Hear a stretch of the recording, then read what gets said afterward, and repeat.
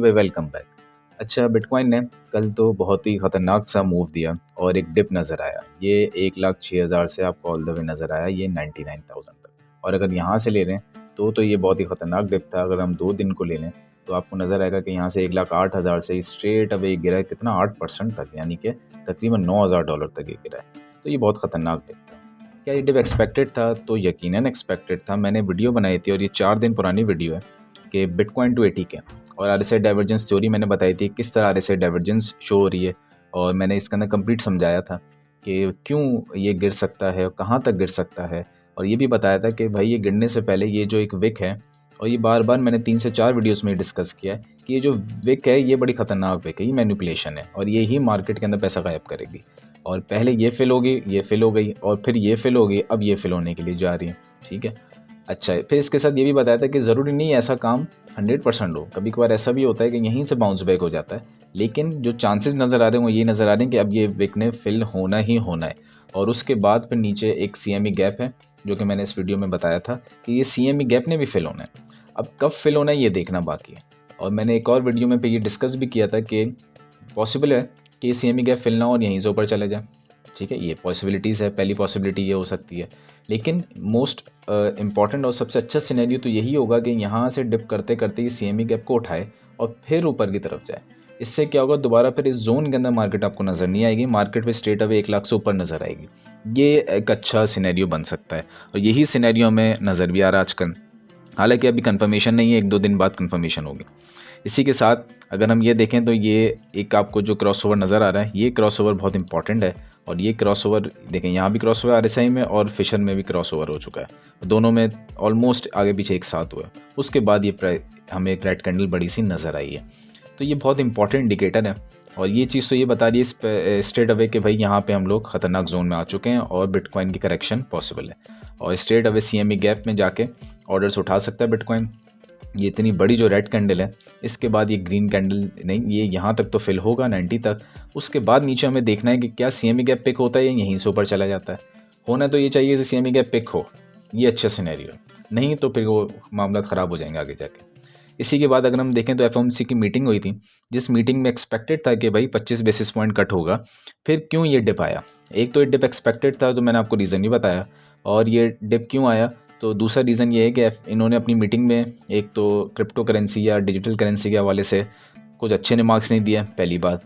दूसरी बात, 25 basis point से ज़्यादा कट नहीं किया, ये तो पहले ही एक्सपेक्टेड था। और तीसरे और बहुत इंपॉर्टेंट कि इन्होंने कहा कि अगली जो 2 मीटिंग्स होगी उसमें हम कोई रेट कट नहीं करने जा रहे हैं। ये वजह थी कि लोगों ने मार्केट से पैसा निकाला है। कितना पैसा निकाला मार्केट से, हम आते हैं ज़रा टोटल क्रिप्टो मार्केट कैप पे। और लोगों ने सिर्फ और सिर्फ 2 से 3 दिनों के अंदर कितना पैसा मार्केट से बाहर निकाला? ऑलमोस्ट $400 बिलियन के करीब लोग पैसा बाहर निकाल चुके हैं सिर्फ 3 दिन में। और सिर्फ इस न्यूज़ की वजह से, ये न्यूज़ है जिसने बेड़ा गर्क किया। ऑल्दो ये न्यूज़ थोड़ी सी, ये जो चीज़ें थी बाहर आ जाती हैं पहले, इसने बेड़ा गर्क किया। लेकिन ये हमेशा नहीं रहेगा, क्योंकि ट्रम्प ने 20 जनवरी को ज्वाइन करना है। और ट्रम्प जैसे ज्वाइन करेगा अपनी पॉलिसीज़ का ऐलान करेगा और ट्रम्प जो है कम्प्लीटली होल्ड करेगा क्रिप्टो को, फिर बिटकॉइन को। उसके बाद आपको नज़र आएगा कि स्ट्रेट अवे बुलिश। इनके जितने भी ये एक्सपेक्टेशंस है कि हम कट करेंगे नहीं करेंगे, सब बदल जाएंगे एक बार ट्रम्प ऑफिस में आ जाए। लेकिन ट्रम्प के ऑफिस में आने तक ये छेड़छाड़ कर रहे हैं और उसका इम्पैक्ट मार्केट में नज़र आ रहा है आपको। ठीक है। इसी के साथ अगर हम बिटकॉइन डोमिनेंस देखें, ये बहुत इंपॉर्टेंट चार्ट है आज के लिए, क्योंकि डोमिनेंस जब जब बढ़ती है उसी वक्त आपको ये नज़र आता है एल्ड्स ब्लीड करते हैं और एल्ड्स ब्लीड कर रहे हैं। मैं इस पर भी आता हूँ। अभी मैं ज़रा डोमिनेंस पे बात करता हूँ। डोमिनेंस पे हम चलते हैं 1 आवर के चार्ट पे और देखते हैं डोमिनेंस अगर बढ़ भी रही है तो कहाँ तक इंक्रीज़ हो सकती है। वैसे तो चांसेस कम है इसके कि ये जोन से ऊपर जाए, हो सकता है यहीं से रिजेक्शन होकर नीचे आ जाए, लेकिन जा भी सकती है, पॉसिबिलिटीज़ होती हैं। तो पॉसिबिलिटीज़ को ज़रा आज चेक करते हैं कि कहाँ तक जा सकती है अगर जाती है ना। तो ये देखें, मुझे एक यहाँ पे कैंडल ब्रेक स्ट्रक्चर जो है, यहाँ पे नहीं, यहाँ पे था वो फिल हो गया। और यहाँ पे आप देखें तो ये कैंडल ब्रेक नज़र आ रही है। इस बारे में मैं अपनी एक इनिशियल वीडियोस में बात भी कर चुका हूँ कि क्या होता है और इसको क्यों फिल होना ज़रूरी होता है। ये लिक्विडिटी होती है जो फिल होना ज़रूरी है। ये इस जोन पे 60% पे यहाँ पे मौजूद है और इससे ऊपर शायद कहीं पे ये मौजूद नहीं है। ठीक है, दोबारा आते हैं हम डेली पे और ज़रा इसको देखते हैं कहाँ है ये भाई। ये काफ़ी दूर चले गए, ये मौजूद है। इसका मतलब बिटकॉइन डोमिनेंस डेली पे हमें नज़र आ रहा है कि ये 60% को टच कर सकती है। और मीनवाइल क्या होगा, मीनवाइल होगा ये कि भाई अगर तो ये डोमिनेंस बढ़ती है और बिटकॉइन की प्राइस कम होती है, और यही सिनेरियो नज़र आ रहा है आने वाले कुछ दिनों में, तो एल्ड्स बहुत तेज़ी से ब्लीड करेंगे, ये एल्ड्स बहुत नीचे चले जाएंगे। लेयर एआई ये हो सकता है 1 सेंट से नीचे चले जाए और ये दोबारा 6 साढ़े 6 पे आ जाए, ये सब के सब नीचे आ जाएंगे। सुई और नीचे चले जाए से ये दोबारा 35-36 के अराउंड, आर्बिट्रम दोबारा 7 यानी कि 70 सेंट्स के अराउंड, तो ये सब के सब गिर सकते हैं। ठीक है, लेकिन सिनेरियो यही नज़र आ रहा है कि ये ऊपर थोड़ा सा जाएगा और इसको लेके फिर नीचे आएगा, तो ये सब के सब फिर गिरेंगे, दोबारा अपने ऑर्डर ब्लॉक्स में आएंगे एल्ड्स, और फिर पैसा जो है वो बिटकॉइन से निकल के आ जाएगा किसमें, एल्ड्स में। ये एक पॉसिबल सिनेरियो नज़र आ रहा है। ठीक है, लेकिन अब ज़रा हम डेली पे ये भी चेक करते हैं कि क्या नीचे डोमिनेंस जाने के कुछ इंडिकेशंस हैं, ऊपर जाने की तो इंडिकेशन है, क्या डोमिनेंस गिरने की इंडिकेशंस हैं, उसको देखते हैं। और डेली पे ही हम इसको इन पॉइंट्स पे चेक करते हैं। वैसे तो इन पॉइंट्स पे से शुरू करना चाहिए। तो यहाँ पे एक मुझे कैंडल ब्रेक नज़र आ रही है। कैंडल ब्रेक बहुत ज़बरदस्त स्ट्रेटजी है। मैं अपने बिगनर सेक्शन में इस पर एक अलग से वीडियो भी बनाऊँगा, बात करेंगे हम, और मैंने अपनी पुरानी वीडियोस में भी इसमें डिस्कस किया हुआ है, आप देख सकते हैं जाके। ये एक कैंडल ब्रेक है जो ऐसा लगता है कि कैंडल बस टूट के बनी हुई है, कोई विक नहीं होती इसके अंदर। और नीचे चलते हैं। अच्छा, कैंडल ब्रेक की इंपॉर्टेंस ये होती है कि यहाँ पे प्राइस ने लाजमी प्राइस एक्शन में आना ही आना है, और इसकी खासियत ये होती है कि प्राइस एक्शन बहुत जल्दी आता है, यहाँ पे टाइम नहीं लगाता आने में। ठीक है, ये आपको नज़र आया। और मज़ीद देखें, यहाँ भी आपको एक कैंडल ब्रेक जो है वो नज़र आ रही है, ये रही। इसके अलावा यहाँ देखते हैं 49% तक तो हम आ गए हैं, और इसके अलावा अगर हम देखें तो यहाँ नहीं है, यहाँ ये कैंडल ब्रेक मौजूद है, ये कैंडल ब्रेक है। यहाँ तो कैंडल का गैप भी है। ये कैंडल ब्रेक और कैंडल गैप जो होता है बड़ा ख़तरनाक होता है, यहाँ तक लाजमी डोमिनेंस आना है, यानी कि 45 के अराउंड। ये भी कैंडल ब्रेक है 43।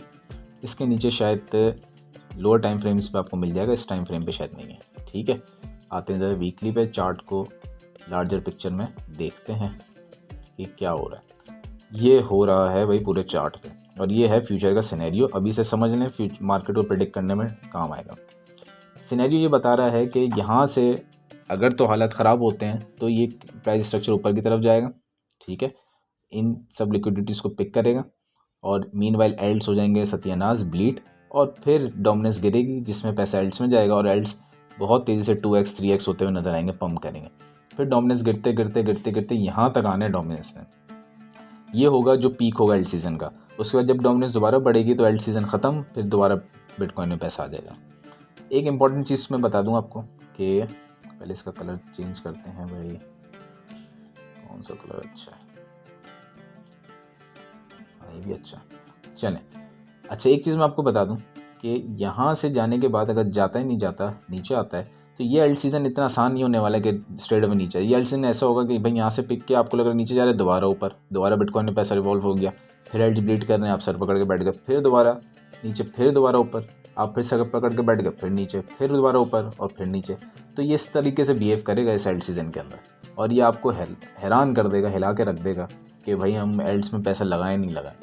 तो इसकी सिंपल स्ट्रेटजी है, और वो ये है कि एक बार आपने एल्ड्स में इन्वेस्टमेंट कर दी, मैंने जो वीडियोस बनाई थी अपनी, अगर आपने वीडियोस डिटेल में देखी हो तो ये मैंने अपनी प्लेलिस्ट के अंदर जाएंगे मेरी, ठीक है, और इधर आप देखेंगे, इधर हमने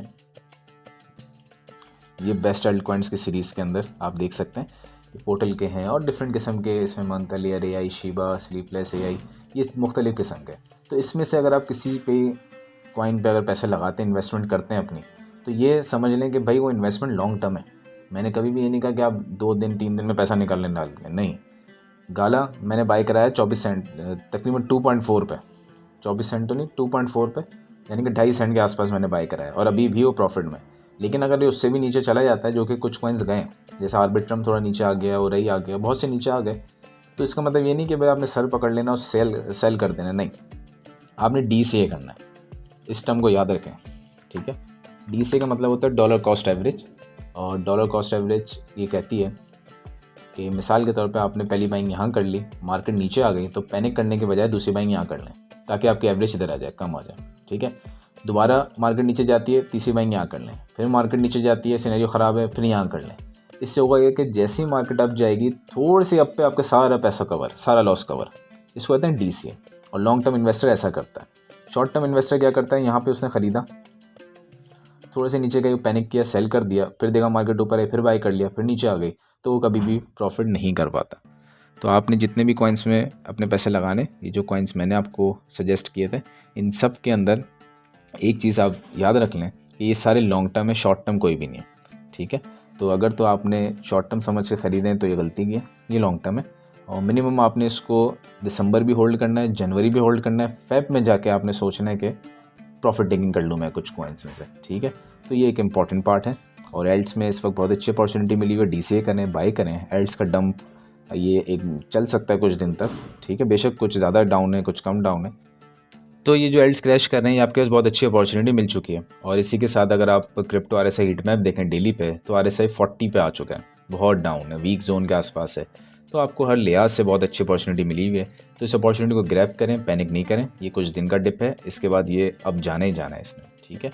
और एक बार ये अब चला जाए तो आपको मज़ा आ जाएगा। और इसके एक और चीज़ जो लास्ट में मिस ना हो जाए कहीं, इस पर ज़रा बात करते हैं।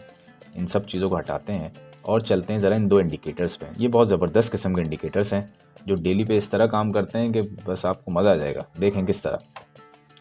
ये एक हम लगाते हैं इधर वर्टिकल लाइन यहाँ पे, जहाँ से डिप होना शुरू हुआ ना, यहाँ पे ये देखें, यहाँ से डिप हुआ, यहीं से RSI नीचे क्रॉस ओवर हुआ, यहीं से ये फिशर भी नीचे क्रॉस ओवर हुआ। उसके बाद straight away bitcoin dominance down और पैसा सारा घूमा एल्ट्स में, और एल्ट्स आपको पम्प करते हुए नजर आए। इसी के साथ दूसरा सिनेरियो क्या बना वो देखते हैं। दूसरा सिनेरियो ये बना कि यहाँ से अब जाना शुरू हुआ, ये देखें, यहाँ से RSI भी क्रॉस ओवर, फिशर भी क्रॉस ओवर, यहाँ से डोमिनेंस ऊपर और मामला ख़राब, और इसके बाद से आपको एल्ट्स में डम नज़र आया, ठीक है। एक ऐसा सीक्रेट इंडिकेटर है जो मैं यूज़ करता हूँ। अक्सर लोग इसको मिला के यूज़ नहीं करते, या बल्कि कोई भी शायद नज़र ना आए, तो मैं इसको मिला के यूज़ करता हूँ, इसका बड़ा अच्छा रिजल्ट है। तो ये सीक्रेट इंडिकेटर आपको बहुत काम आ सकता है अपने एल्ट सीज़न में, बुल रन में, आप इसको यूज़ करें, ठीक है। इसी के साथ अब दोबारा डोमिनेंस कब डाउन आएगी, जब हम देखेंगे यहाँ पे भी क्रॉस ओवर हो जाए और RSI पे भी हो जाए, जो कि हो सकता है इस पॉइंट पे, या हो सकता है थोड़ा सा आगे। जैसे ही क्रॉस ओवर होगा उसके बाद आप देखेंगे कि एल्ट्स में पैसा आएगा और एल्ट सीज़न, जो प्रॉपर एल्ट सीज़न कहते हैं, स्टार्ट हो जाएगा। और मैंने आपको बताया भी है कि भाई प्रॉपर एल्ट सीज़न स्टार्ट होगा 1 जनवरी से, यानी कि 2025 के आखिरी दिन कुछ ऐसे शॉकिंग हो सकते हैं। अब अगली किसी वीडियो में मिलेंगे ताकि मज़ीद इस पर डिस्कशन करें।